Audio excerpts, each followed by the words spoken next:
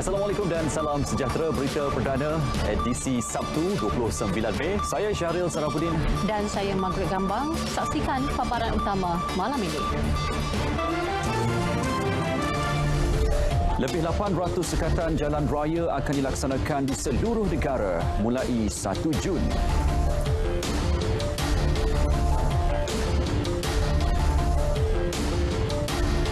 Lebih 9,000 kes baru dengan kes kematian hampiri 100, rekod tertinggi harian COVID-19.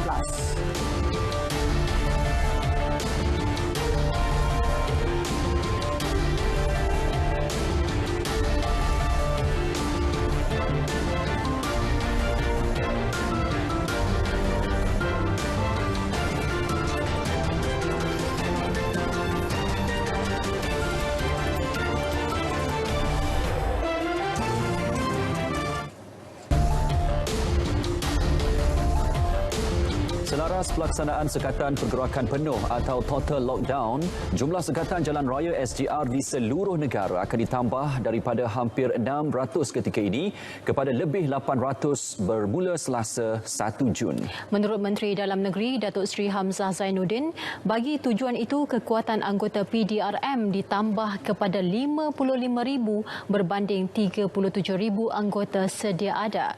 Kementerian Dalam Negeri KDN juga telah menggerakkan seramai 15,000 anggota lagi daripada agensi-agensi penguatkuasaan lain menjadikan jumlah kekuatan tambahan keseluruhan sebanyak 70,000 anggota. Walau bagaimanapun, jika sekiranya kita merasakan dalam 2 minggu itu tidak mencukupi, kita bersedia untuk melalui PDRM, JIM, APMM, RELA, Eskom, Aksem, Penjara, PKK serta AADK untuk kita tambahkan lagi anggota kalau kita rasa 70,000 itu tidak memadai. Pemeriksaan secara mengejut juga akan kita lakukan, iaitu untuk memastikan ada kawasan-kawasan yang kita rasa ramai yang tidak mematuhi SOP, maka tim pematuhan SOP ini akan kita hantar di seluruh negara, termasuklah di kawasan-kawasan luar bandar. Beliau berkata demikian selepas mempengerusikan mesyuarat khas pelaksanaan total lockdown fasa pertama di Kementerian Dalam Negeri Putrajaya. Jelas beliau lagi, jumlah pasukan pemantauan SOP juga akan dipertingkat kepada hampir 20,000 anggota berbanding 13,795 orang ketika ini. Selain itu, op benteng dan juga kawalan di sempadan pintu masuk negara akan turut dipertingkat bagi memastikan tiada pencerobohan warga asing dan kemasukan secara haram. Warga asing yang ditangkap akan dipenjarakan dan perkara itu telah dibincangkan bersama Jabatan Penjara. Peraturan had maksimum 2 jam bagi pelanggan berada di dalam premis perniagaan ditangguhkan serta-merta. Sehubungan itu, orang ramai dinasihatkan tidak melakukan pembelian panik menjelang pelaksanaan sekatan pergerakan penuh Selasa ini. Menteri Perdagangan Dalam Negeri dan Hal Ehwal Pengguna KPDN HEP Datuk Seri Alexander Nantalinggi dalam satu kenyataan berkata, ops had 2 jam ditangguhkan ke satu tarikh yang akan diumumkan kelak. Beliau turut memberi jaminan bekalan barang keperluan di seluruh negara stabil dan mencukupi sepanjang pelaksanaan sekatan pergerakan penuh kali ini. Orang ramai juga diingatkan agar tidak berbelanja berlebihan bagi mengelakkan gangguan bekalan di premis-premis jualan. Tiada pembelian panik besar-besaran berlaku di seluruh negara hari ini menjelang pelaksanaan sekatan pergerakan penuh pada 1 Jun. Pengarah Penguatkuasa KPDN HEP Azman Adam berkata, bilangan pelanggan bertambah hari ini disebabkan cuti hujung minggu. Berdasarkan laporan, situasi beratur panjang berlaku disebabkan pasar raya menghadkan bilangan pelanggan pada satu-satu masa.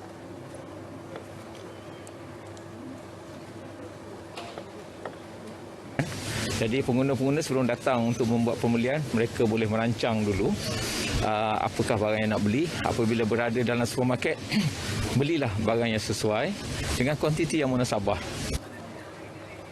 Beliau berkata demikian selepas melakukan tinjauan di beberapa pasaraya di Johor Bahru. Azman turut memberi jaminan bekalan keperluan asas khususnya makanan seperti roti, telur dan minyak mencukupi sepanjang pelaksanaan total lockdown. Pengalaman berdepan Perintah Kawalan Pergerakan PKP tahun lalu membuatkan orang ramai lebih tenang dalam mendepani sekatan pergerakan penuh. Wartawan Ravin Shanmugam yang membuat tinjauan di sebuah pusat beli belah di Subang Jaya, Selangor ada laporannya.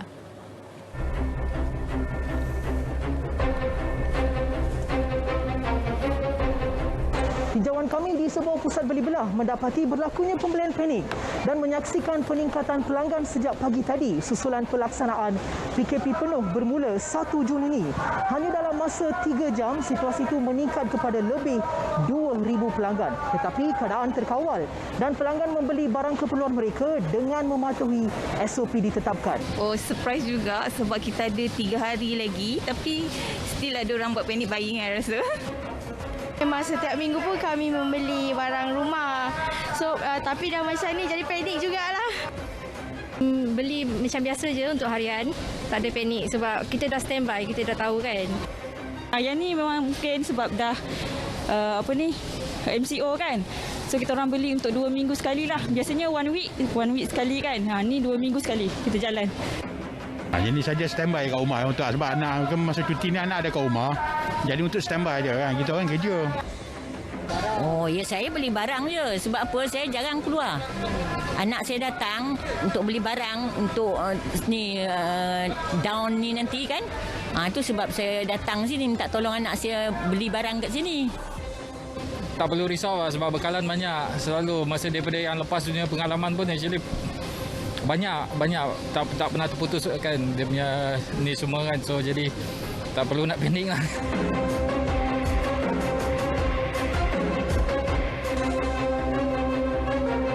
Saya rasa PKP 1 ni people were rushing.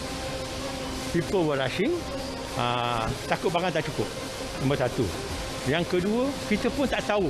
Kita pun sebagai business operator tak biasa dengan panic buying macam tu. So we also not prepared in terms of the queue, in terms of numbering system. Tapi kali ni, yes, the queue is longer because kita yang buat queue tu panjang. Kita nak kurangkan orang masuk dalam. Pasal kalau tak nanti ramai pula kat dalam, we have another cluster there. Kita kena pastikan dalam tu also 1 meter kan. Jadi kita kurangkan. Jadi queue panjang tak apa. Dan orang pun dah faham. Dia kata barang ni memang cukup. It's a matter of time. So mereka datang awal, mereka beratur dan mereka banyak bersabar. Jangan risau, bekalan makanan dan keperluan asas lain mencukupi. Anda perlu merancang perbelanjaan dan perjalanan bagi mengurangkan kesesakan di premis perniagaan. Ravin Shanmugam, Berita RTM. Ketua Pengarah Kesihatan Tan Sri Dr. Nur Hisham Abdullah sekali lagi menegur sekaligus merayu orang ramai supaya duduk di rumah untuk mengekang penularan jangkitan COVID-19. Beliau membuat teguran itu susulan tular gambar menunjukkan pergerakan banyak kenderaan berentasi negeri menghala ke arah pantai timur dan selatan. Menerusi satu hantaran di laman Facebook beliau, Tan Sri Dr. Nur Hisham berkata, membawa jangkitan wabak dari satu kawasan ke satu kawasan lain tidak akan membantu dalam usaha negara untuk membendung penularan jangkitan COVID-19. Justru, beliau menyeru semua pihak untuk turut sama membantu menyelamatkan sistem kesihatan negara yang berkemungkinan akan lumpuh sekiranya peningkatan kes COVID-19 berterusan. Walaupun petugas barisan hadapan mengalami keletihan, mereka akan kekal komited berusaha menyelamatkan nyawa. Dalam pada itu, Polis Gombak pula mengesahkan tiada individu yang dikesan melarikan diri ke kampung halaman. Ketua Polis Daerah Gombak ACP Arifai Tarawih menjelaskan kesemua individu yang melakukan rentas negeri mempunyai alasan yang munasabah.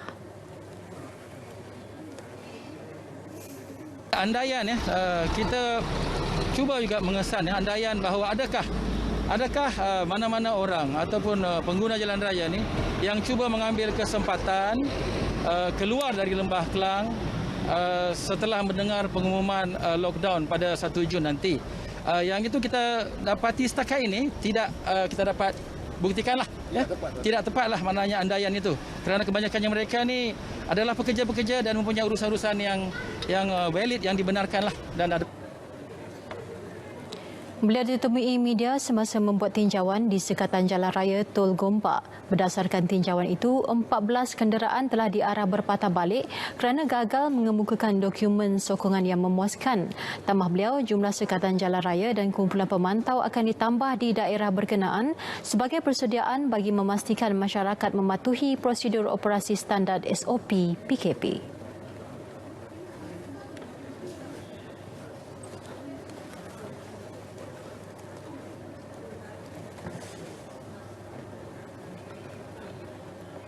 Kenaikan jumlah kes dan kluster rentas negeri serta kluster komuniti berkaitan perayaan Aidilfitri adalah membimbangkan. Menerusi kenyataannya, Tan Sri Dr. Nur Hisham memaklumkan sebanyak 51 kluster rentas negeri telah dilaporkan bermula 7 Disember lalu.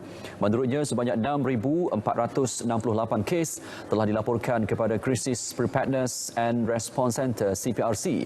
Jumlah itu termasuk kes indeks yang pulang sambutan Hari Raya Aidilfitri, menghadiri majlis perkahwinan, pulang menziarahi keluarga, majlis hari jadi, majlis pengemubian atau kursus di negeri lain selain ceramah bebas rentas negeri. Sejak 1 April sehingga 28 Mei, kluster rentas negeri yang terdiri daripada 1,420 kes direkodkan. Melaka mencatatkan jumlah kes tertinggi dengan 8 kluster, diikuti Terengganu dengan 3 kluster, manakala Kelantan, Perak, Pahang masing-masing 2 kluster. Situasi COVID-19 di Malaysia terus membimbangkan. Setelah melepasi angka 8,000 semalam, jumlah kes baru hari ini melepasi 9,000, iaitu 9,020 kes, yang juga rekod tertinggi sejak pandemik menular di negara ini pada Januari tahun lepas. Sekaligus menjadikan jumlah kumulatif kes positif kini sebanyak 558,534 kes, manakala jumlah kes aktif naik kepada 76,218. Selain kes baru tertinggi, kes kematian juga menghampiri 100 hari ini dengan 98 kes yang juga rekod tertinggi harian, menjadikan jumlah kumulatifnya kini 2,650. Berikut statistik harian COVID-19 dalam negara, diikuti jumlah kes mengikut negeri.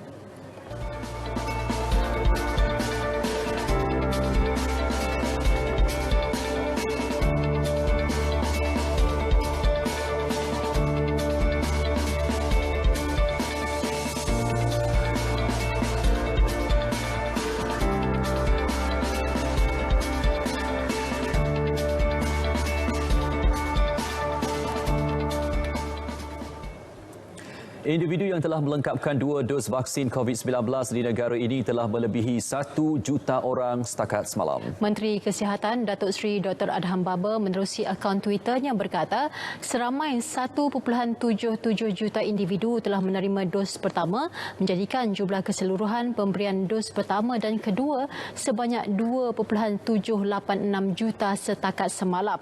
Berikut data harian vaksinasi COVID-19 di seluruh negara.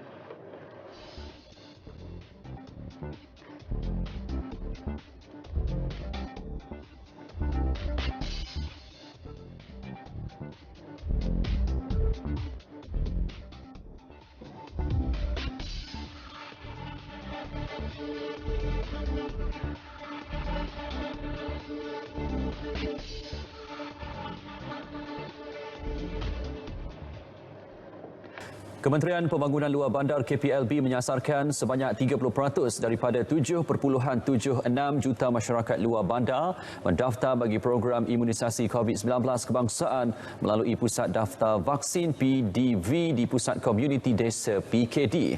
Bermula 20 Mei sehingga semalam, seramai 3,087 orang telah berjaya didaftarkan dengan purata seramai 386 orang sehari di 191 PKD aktif sebagai PDV di seluruh negara. Wartawan Hana Adlin Nasatiun Ahmad ada butirannya. Menurut Menteri Pembangunan Luar Bandar, Datuk Dr. Abdul Latif Ahmad, Sabah dan Sarawak menunjukkan angka pendaftaran rendah melalui PDV dengan hanya 77 orang sahaja mendaftar setakat ini. Bimbang sikit wilayah Sabah dengan wilayah Sarawak ni, dia punya respon dia agak rendah. Mungkin mereka jarak distance Sabah dengan wilayah Sarawak ni besar dan luas, sebab tu dia punya respon amat kurang daripada 50 lah. Pengoperasian PKD-PDV semasa pelaksanaan Sekatan Pergerakan Penuh mulai 1 Jun ini akan disesuaikan mengikut kaedah secara talian telefon dan aplikasi WhatsApp. Kaedah janji temu dengan kehadiran minimum serta secara pandu lalu di PKD terpilih juga akan digunakan. Saya memikirkan satu inisiatif supaya penduduk kampung mudah untuk melaksanakan urusan, tidak perlu turun dan dapat mengurangkan risiko sentuhan dan sebagainya. Jadi kita buat satu kaunter pandu lalu untuk penduduk-penduduk kampung datang ke pusat komuniti desa dan mendaftarkan diri sebagai salah seorang penerima vaksin. Bagi pandangan saya, benda ni baguslah untuk masyarakat di sini kan. Tak payahlah nak turun, cuma bagi IC saja. Lepas tu dia dapat mengurangkan risiko jangkitan. Dalam usaha mencapai 80% komuniti kelompok divaksin, Pusat Daftar Vaksin secara pandu lalu merupakan antara inisiatif kerajaan untuk mendaftarkan seberapa ramai orang awam bagi program imunisasi COVID-19 kebangsaan, terutamanya di kawasan luar bandar. Justru jalankan tanggungjawab kita sebagai rakyat Malaysia dan manfaatkanlah kemudahan yang disediakan di pusat komuniti anda untuk mendaftar bagi mendapatkan vaksin COVID-19. Hana Adlina Satyun Ahmad, RTM.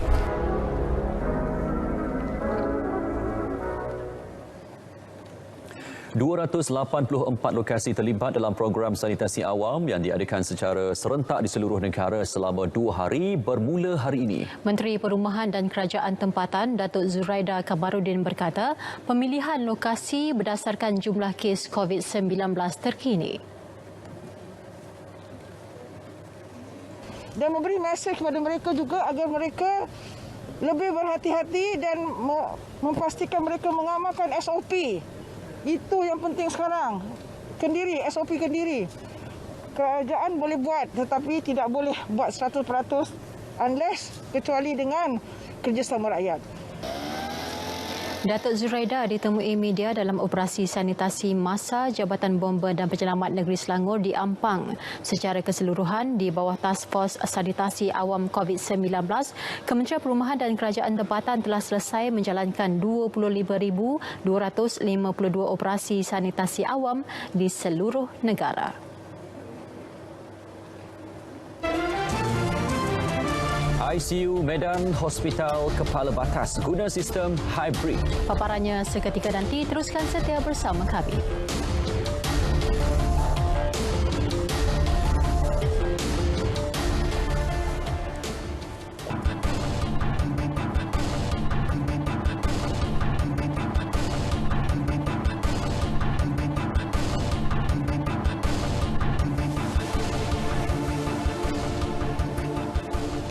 Pakej ransangan ekonomi baharu merangkumi program subsidi upah dan bantuan kewangan perniagaan perlu diperkenalkan.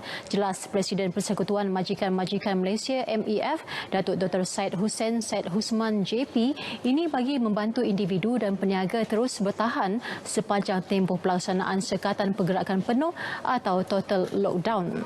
Menerusi satu kenyataan, beliau berkata moratorium secara automatik juga perlu dilaksanakan semula untuk membantu golongan terjejas termasuk peniaga meneruskan operasi mereka. Ini merujuk kepada kenyataan Kementerian Kewangan sebelum ini bahawa kesan total lockdown boleh menyebabkan 2.8 juta orang kehilangan pekerjaan dan dijangka 40% PKS akan menutup operasi. Datuk Dr. Syed Hussein juga berharap kerajaan akan memperincikan sektor ekonomi tertentu yang dibenarkan beroperasi bagi mengelak sebarang kekeliruan berlaku. Dewan Perniagaan Melayu Malaysia DPMM juga senada dengan saranan MEF. Sokongan kerajaan amat diperlukan ketika ini memandangkan banyak perniagaan akan mengalami kemerosotan sekiranya pelaksanaan PKP berpanjangan. Bantuan kerajaan yang ada sekarang tidaklah mencukupi. Oleh demikian, kita perlu berikan bantuan ini kepada mereka yang memerlukan. Cadangan DPMM adalah supaya dilaksanakan bantuan secara bersasar melalui moratorium. Ujarnya bantuan moratorium dapat mengelak majikan daripada melakukan tindakan pemotongan gaji pekerja atas alasan kekurangan modal. Melaluinya, majikan dapat memberi tumpuan kepada langkah pemulihan semula perniagaan dengan mengekalkan pekerjaan dengan kemahiran sama.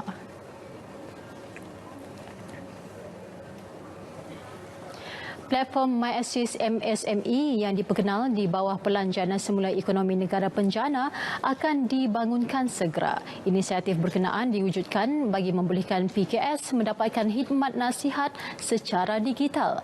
Platform ini terbuka kepada semua usahawan PKS termasuk yang tidak berdaftar di bawah SME Corp.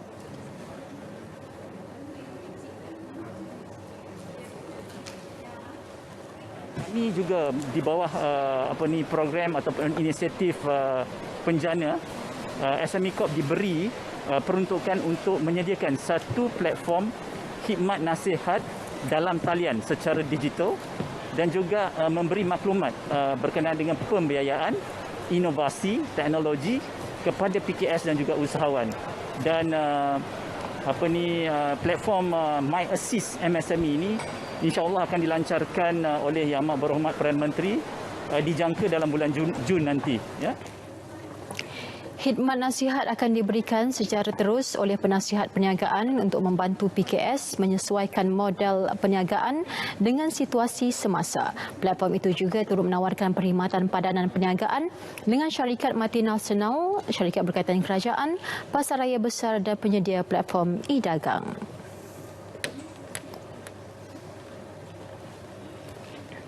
Program khas COVID itu benar. CIB akan terus membawakan isu-isu berkaitan COVID-19 kepada rakyat supaya rakyat memahami betapa seriusnya kesan pandemik COVID-19 di negara. CIB juga akan menyiarkan liputan mengenai pengorbanan petugas barisan hadapan, nasihat dan temu ramah khas bersama individu yang terlibat dalam kes COVID-19 di seluruh negara. CIB siri pertama telah disiarkan pada 22 Mei lalu dengan jayanya serta menerima reaksi positif orang ramai. Seperti kita lihat dalam siri 1, ia telah diterbitkan secara berjayanya dengan menghasilkan intipati-intipati kesedaran berkenaan dengan COVID-19. Bagaimana mesej itu sampai kepada rakyat. Kerana kita ni sebagai media, kita juga adalah frontliner yang membawa tanggungjawab menyedarkan rakyat betapa seriusnya pandemik COVID-19 di negara ini. Dan saya rasa CIB ini mampu membawa satu perubahan yang drastik terhadap diri rakyat. Kerana kita lihat seperti mana liputan-liputan, terutamanya liputan eksklusif dari dalam kontena mayat itu, sedikit sebanyak telah sampai mesej itu kepada rakyat supaya mereka mematuhi SOP dan sebagainya. Bagi siri kedua, penerbit CIB Nur Syamimi Syahira Saripan berkata intipati yang lebih menyentuh perasaan akan dibawakan. Motifnya bagi menyedarkan rakyat supaya menjaga kesihatan dan keselamatan demi mengelak dijangkiti COVID-19. Kurang pada minggu lalu dan pada minggu ini pastinya kita menyediakan laporan-laporan yang lebih komprehensif, laporan yang konkret, eksklusif. Seperti contoh kita ada laporan kontena mayat yang disediakan oleh wartawan Mohan Cina Sami dan juga jurukamera Azam yang kita akan kongsikan pengalaman mereka berada di dalam kontena mayat itu sendiri, dan kita bawakan laporan dari Sarawak mengenai cara pengurusan dan juga pengemudian jenazah dan mayat COVID-19 di Bintulu. CIB diselaras oleh penerbit eksekutif Fatil Hidayat Ghazali dan turut disertai oleh dua lagi penerbit iaitu Andy Reza Rohadian dan Grace Aisyah Humairah Kedayan. Saksikan CIB siri kedua pukul 9 malam ini di TV1 dan saluran berita RTM. Saya menggigil sebenarnya. Air mata saya sebenarnya mengalir. Saya memang cukup sedih. Masa zaman dulu tu, dekat sebulan juga saya tak balik. Tak boleh, kita takut. ada yang meninggal dengan usia yang terlalu muda.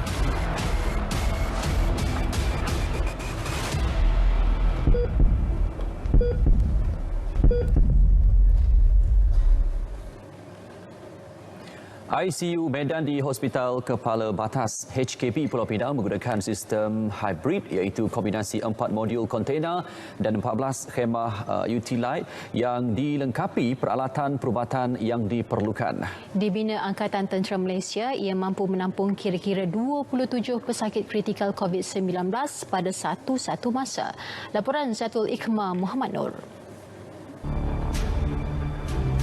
Keperluan ICU Medan sangat penting susulan katil ICU COVID di HKB mencecah lebih 100% sehari. Ia siap dibina dalam tempoh seminggu dan dikendalikan 35 kaki tangan Kor Perubatan Tentera. Membantu daripada segi rawatan COVID-19 kepada rakyat Malaysia yang ada. Inilah yang dikatakan tentera dan rakyat berpisah tiada. Dan mendukung juga tonggak yang telah ditetapkan oleh Parlimen Tentera Darat iaitu hubungan tentera dan rakyat. Di akhir dan kita ready untuk membantu negara dalam apa yang berlaku terutama dalam kita menghadapi pandemik COVID-19 di negara kita. Perkhidmatan radiologi dan makmal turut tersedia di hospital tersebut. Dengan adanya ICU Hospital Medan Kepala Batas, jadi kapasiti katil ICU dapat ditingkatkanlah. Untuk Kepala Batas kita hanya ada 10 katil dan kita dapat tingkatkan kepada 34 hingga 37 katil lah. Jadi saya rasa ini membantu untuk keseluruhan kapasiti katil ICU untuk seluruh Pulau Pinang lah. Dengan pembinaan ICU Medan itu, ia memberikan gambaran sebenar situasi pandemik COVID-19 dalam negara kini amat membimbangkan.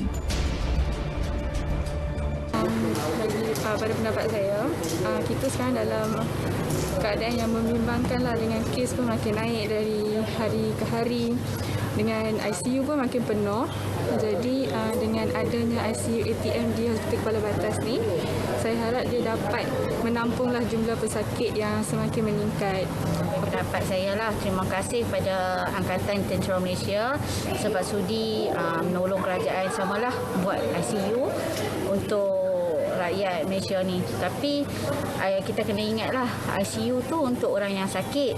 Kita yang sihat ni, kita masih belum menang. Kita masih kena jaga SOP, jaga kesihatan, jaga diri. Apa yang kerajaan saran dari kita kena ikut. 10 meter dari Kawat Berduri. Itu sahaja jarak yang dibenarkan kepada saya semasa saya membuat liputan di Hospital Medan ini selepas ia mula beroperasi. Kawasan yang menempatkan 14 buah kemah serta 4 modul kontena ini merupakan kawasan zon merah yang dikawal ketat oleh pihak ATM sendiri. Walaupun ia mampu menempatkan sekitar 27 pesakit COVID-19 dalam satu masa, namun ia tidak menjadi alasan untuk kita semua senang duduk kerana peningkatan kes di negara ini semakin hari semakin meningkat. Zatul Ikhmah Muhammad Nur, Berita RTN. Baik, berita perdana kita teruskan dengan perkembangan sukan. Ya, bersama dengan Akhtar Hamzah untuk edisi sukan. Silakan. Hasrat Speedy Tigers tidak kesampaian. Sikap hooligan masih menebal.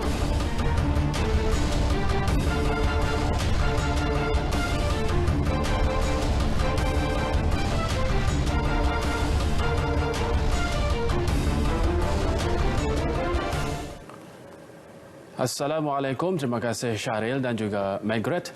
Impian dan harapan skuad hoki lelaki negara untuk menggantikan slot milik Afrika Selatan ke Olimpik Tokyo kini musnah. Ini kerana akhirnya skuad Amos Toki yang menghadapi masalah kekurangan dana sebelum ini berjaya mengumpulnya untuk ketemasya ini. Sekaligus, Malaysia yang diletakkan selaku pasukan simpanan pertama terlepas peluang. Jawatan Kuasa Olimpik Gabungan Sukan Afrika Selatan semalam mengumumkan pasukan hoki lelaki dan wanitanya akan beraksi dalam tamasya sukan terbesar dunia ini. Ia diperoleh selepas skuad kendalian Gareth Ewing berjaya mencukupi dana hasil kempen secara dalam talian. Perkabaran mengenai kemungkinan skuad Malaysia ke Olimpik timbul selepas Afrika Selatan dikabarkan bergelut mengumpul dana selepas keengganan kerajaannya menanggung kos pasukan ranking ke-14 dunia ini. Sebelum ini, skuad Afrika Selatan dilaporkan perlu mencari dana sekurang-kurangnya 3.5 juta rand Afrika Selatan jika ingin beraksi di Tokyo. Menjelang aksi kelaikan Piala Dunia 2022, Piala Asia 2023, skuad negara Harimau Malaya tidak berjaya menghasilkan impak yang positif pada perlawanan persahabatan kelas A menentang Bahrain apabila tewas 0-2. Bagaimanapun pastinya, Ketua Jurulatih Tan Cheng Hoe sudah mengenal pasti segala kelemahan dan kesilapan yang harus diperbaiki menjelang aksi kelaikan sebenar yang akan bermula pada 3 Jun depan. Pada perlawanan berlangsung di Stadium Nasional Bahrain Rifa, Harimau Malaya bermula baik apabila berjaya mengimbangi pasukan yang berada di ranking ke-98. Beberapa peluang berjaya dicipta menerusi Matthew Davies dan Safawi Rashid. Namun kesilapan Muhammad Irfan Zakaria yang mengasari Mahdi Abdul Jabbar di kawasan penalti minit ke-41 mengundang padah. Mahdi tidak melakukan kesilapan menyempurnakan sepakan penalti untuk Bahrain 1-0 di depan. Pengunjung babak pertama Syafiq Ahmad hampir menyamakan kedudukan buat Harimau Malaya, namun sayang tandukannya tidak menepati sasaran. Masuki babak kedua, kesilapan penjaga gawang Farizal Marlias yang gagal mengawal kemas hantaran ke belakang Liridwan Kashniki dimanfaatkan sepenuhnya Muhammad Jassim Marhu untuk kedudukan 2-0. Jassim berjaya menumpas dan menewaskan Farizal Marlias. Pengendali Tan Cheng Hoe cuba mengubah rentak dengan membuat pertukaran masukkan Arif Aiman dan Luqman Hakim. Namun tiada sebarang gol berjaya dihasil sehingga tamat permainan. Selepas ini, Malaysia akan turun berhadapan Emirat Arab Bersatu UAE dalam aksi kelaikan dijadual pada 3 Jun depan. Pengendali skuad kebangsaan Tan Cheng Hoe kekal positif meskipun anak-anak buahnya tewas buat kali kedua dalam perlawanan persahabatan menentang Bahrain semalam. Jelas Cheng Hoe, skuad kendaliannya mempamerkan aksi memberangsangkan berbanding perlawanan persahabatan berdepan Kuwait tempoh hari. Kalau kita lihat secara keseluruhannya, perbandingan game yang lepas apabila kita menentang Kuwait, kita nampak game ni kita nampak satu permainan yang lebih baiklah daripada sebelum. Perkara yang positif adalah kita nampak dari segi attacking kita pun ada juga banyak combination, dan juga apabila hilang bola kita bermain sebagai satu pasukan dan mampu juga kita membuat serangan dan dapat juga beberapa kombinasi untuk jaringan gol dan mencipta beberapa peluang. Jelas Cheng Hoe dia masih mempunyai masa yang cukup untuk memperbaiki kelemahan pasukannya sebelum perlawanan berhadapan Emirat Arab Bersatu pada 3 Jun depan.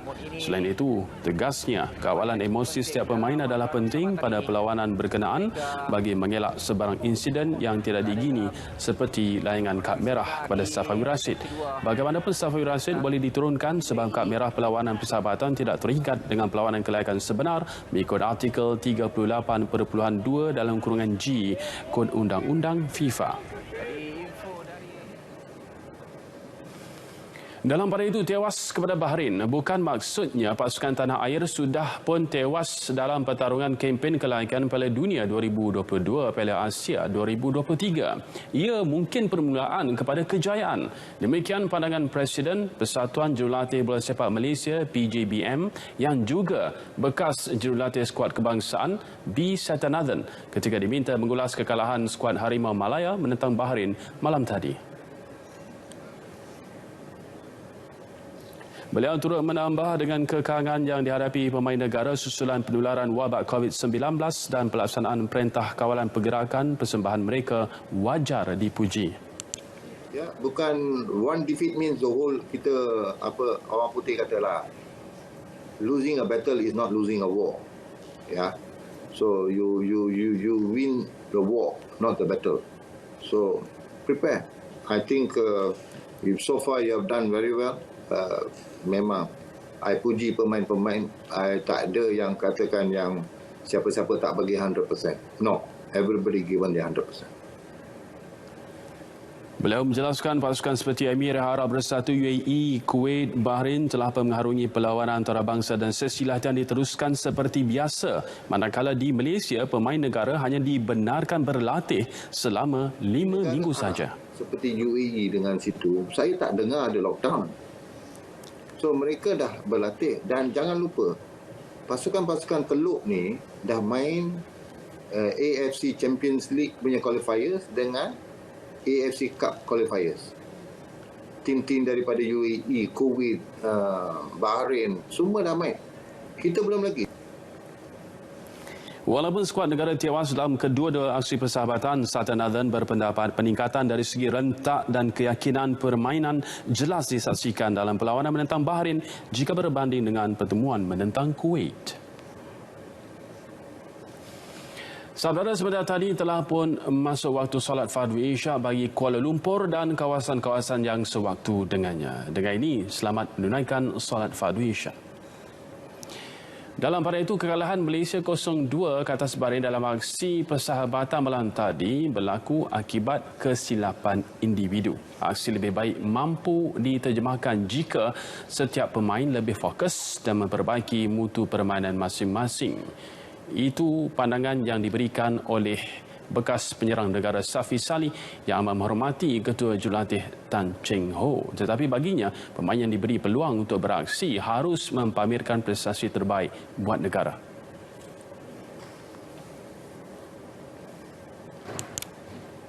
Corak permainan Malaysia nampak meyakinkanlah, terutamanya pada separuh masa pertama. Kita juga dapat mengawal permainan dengan seimbanglah dengan Bahrain, tidak terlalu jauh, tapi kita perlukan usaha dan penetration yang lebih untuk menjaringkan gol lah. Beliau berkata Harimau Malaya perlu bermain sebagai satu unit untuk mencipta sebanyak mungkin peluang membuat jaringan.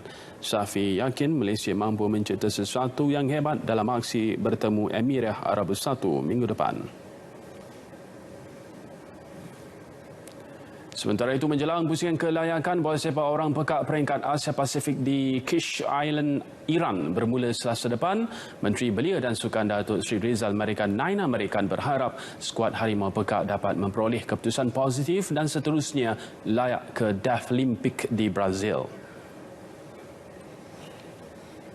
Kita mengharapkan mereka dapat bermain dengan cemerlang dan seterusnya layak ke Deaflympic di Brazil nanti. Sokongan anda dan kita semua pastinya menjadi dorongan semangat kepada pasukan kita. Sokongan kita sebenarnya penyataan komitmen seluruh rakyat Malaysia yang bersikap inklusif dan menghargai pengorbanan atlet tanpa mengira latar keupayaan fizikal mereka. Beliau berharap seluruh peminat sukan tanah air dapat mendoakan kejayaan dan keselamatan skuad Harimau Pekak. Kejohanan dijadual bermula Selasa hingga 11 Jun nanti. Pusingan kelayakan bola sepak orang pekak bakal menentukan kelayakan ke Tamasya Deaflympic yang berlangsung Mei tahun hadapan. Harimau Pekak Malaysia bimbingan Manachai Sitisan kini berada dalam kelompok 24 pasukan terbaik dunia. Skuad turut menghuni ranking ke-6 Asia Pasifik dan kedua di ASEAN. Dalam perkembangan lain, pasukan e-sukan tempatan Dingox MPX berhasrat untuk menyertai sesi pemilihan PUBG Mobile bagi mewakili negara ke Tamasya Sukan SEA Vietnam tahun ini.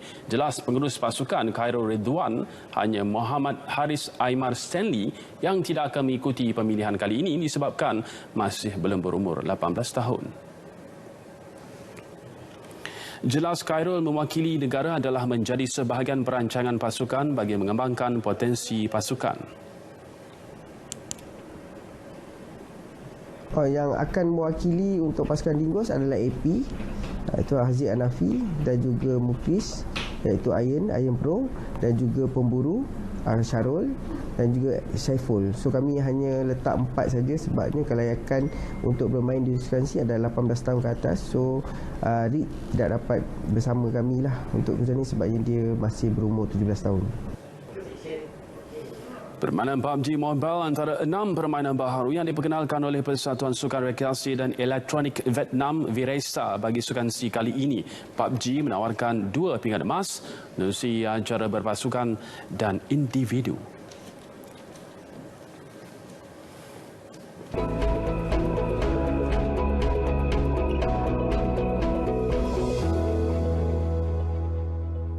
Assalamualaikum dan salam sejahtera. Laporan cuaca pada malam ini dimulakan dengan melihat keadaan angin di rantau negara kita di mana secara amnya masih lagi di bawah pengaruh monsun barat daya dengan kelajuan angin sekitar 40 hingga 50 km sejam dan ketinggian ombak boleh mencapai sehingga 3.5 meter. Jabatan Meteorologi Malaysia telah pun menurun tarafkan amaran angin kencang dan laut bergelora dari kategori kedua ke kategori pertama bagi kawasan perairan Phuket yang berwarna kuning. Keadaan ini adalah berbahaya bagi bot-bot kecil, sukan dan juga rekreasi laut dan dijangkakan akan berterusan sehingga 1 Jun 2021. Seterusnya untuk melihat keadaan cuaca semasa pula, kita beralih ke paparan imej gemar radar. Di Semenanjung Malaysia pada ketika ini, hujan berserta ribut petir di beberapa tempat kini sedang berlaku dan lebih tertumpu di negeri Kedah, Perak, Pahang dan juga Kelantan. Dan keadaan cuaca yang lembap ini dijangkakan boleh berterusan sehingga ke lewat malam nanti. Manakala bagi negeri Sabah pula, hujan berserta ribut petir di 1-2 tempat kini sedang berlaku dan lebih tertumpu di bahagian Sandakan. Dan keadaan cuaca yang lembap ini pula dijangkakan akan beransur reda menjelang lewat malam nanti. Bagi negeri Sarawak pula, hujan berserta ribut petir di beberapa tempat kini sedang berlaku dan lebih tertumpu di bahagian barat dan juga pedalaman negeri Sarawak. Keadaan cuaca yang lembap ini pula dijangkakan boleh berterusan sehingga ke awal esok pagi. Sekian sahaja laporan cuaca pada malam ini. Seterusnya kita akan ke tinjauan cuaca bagi bandar-bandar utama seluruh Malaysia untuk hari esok. Saya Afizah Hakim Syafi. Assalamualaikum dan salam sejahtera.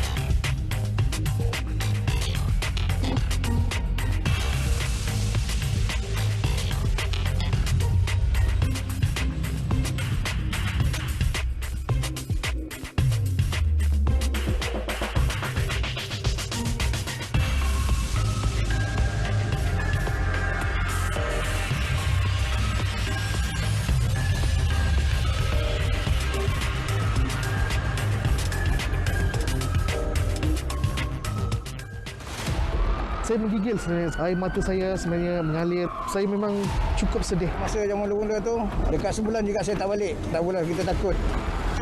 Ada yang meninggal dengan usia yang terlalu muda.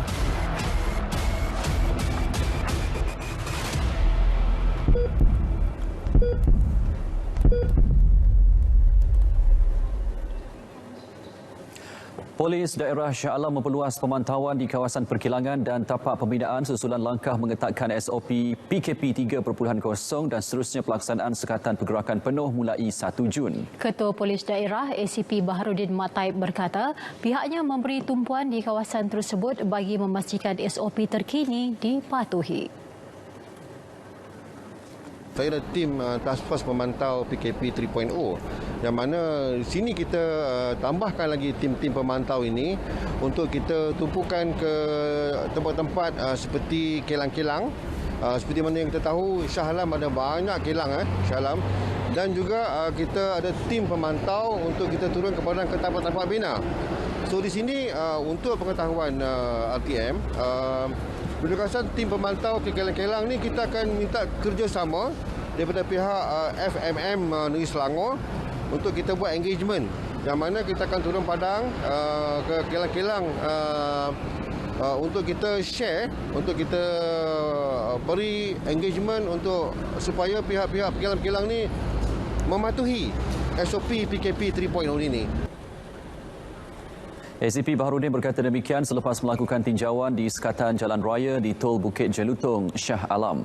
Polis juga melaksanakan program jagaan kejiranan supaya pekerja kilang dan tapak binaan turut terlibat dalam memantau kawasan perkilangan mereka. Kompaun akan dikeluarkan jika terdapat syarikat perkilangan atau tapak pembinaan tidak mematuhi SOP yang ditetapkan. Pengumuman Kementerian Perdagangan Dalam Negeri dan Hal Ehwal Pengguna KPDN-HEP berhubung pemberian vaksin kepada 500,000 pekerja sektor peruncitan melegakan petugas sektor berkenaan. Sebagai barisan hadapan ekonomi, ia penting dalam memastikan bekalan makanan dan barangan keperluan harian sentiasa mencukupi untuk memenuhi permintaan pasaran dalam situasi lebih selamat dan terjamin. Menurut Pengurus Cawangan Syarikat Seri Ternak, Gabriel Tan Sun Yap, pemberian vaksin kepada pekerja runcit sangat dinantikan memandangkan mereka perlu berdepan ramai pelanggan setiap hari.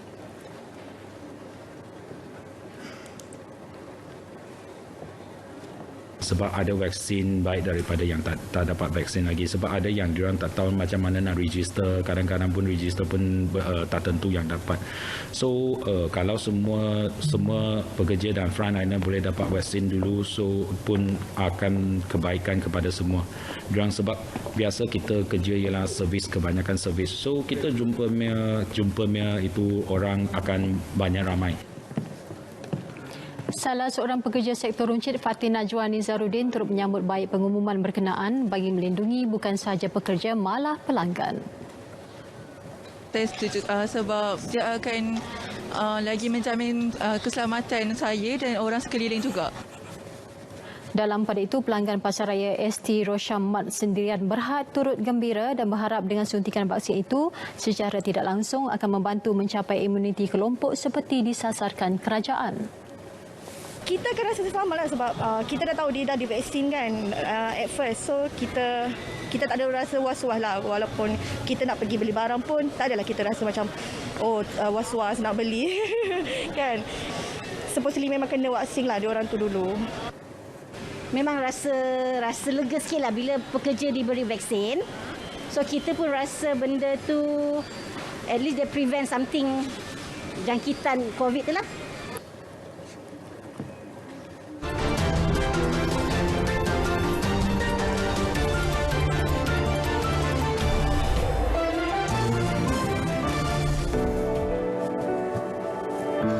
Pernahkah anda melihat solekan berkonsepkan juadah Aidilfitri? Baru-baru ini tular satu video solekan berkonsepkan lontong di aplikasi TikTok. Gadis bernama Wan Farah Nadia Wan Iskandar menghasilkan solekan atas kreativitinya bersama rakan-rakan. Tema solekan dipilih bersempena juadah kegemarannya setiap kali tiba 1 Syawal. Sangat jarang berlaku apabila ikan bersuah foto bersama-sama dan kejadian ini berjaya dirakam seorang wanita apabila didatangi seekor ikan ketika dia mencari posisi menarik untuk bersuah foto. Perkongsian terbaru di laman TikTok ini mendapat perhatian dalam tempoh singkat dengan 430,000 tanda suka dan 3.7 juta tontonan. Bagaimana rasanya jika dapur rumah anda menyimpan kubur lama? Itu yang dikongsikan pengguna TikTok Anissa Ayunadri. Anissa memberitahu tapak kubur yang mempunyai batu nisan itu sudah lama wujud di rumahnya dan tidak pernah dialihkan. Rakaman video ini diulang tonton lebih 2.5 juta kali dan dibanjiri pelbagai komen.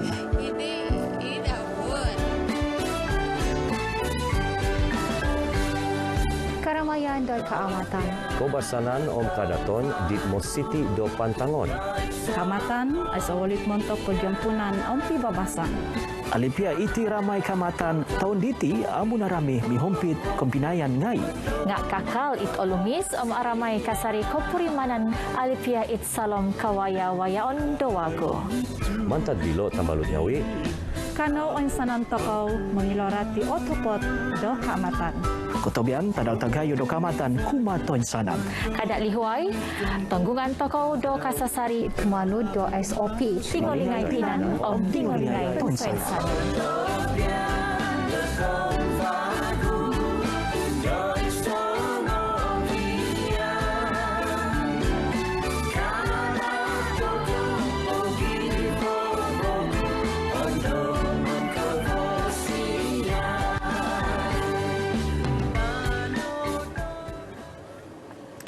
Baik, berita perdana edisi Sabtu 29 Mei berakhir di sini. Ikuti program khas COVID Itu Benar selepas ini. Tenang dan waspada, terus patuhi SOP untuk memutuskan rantaian jangkitan COVID-19. Ya, dengan itu teruskan berdoa untuk keselamatan rakyat Palestin. Assalamualaikum. Salam sejahtera.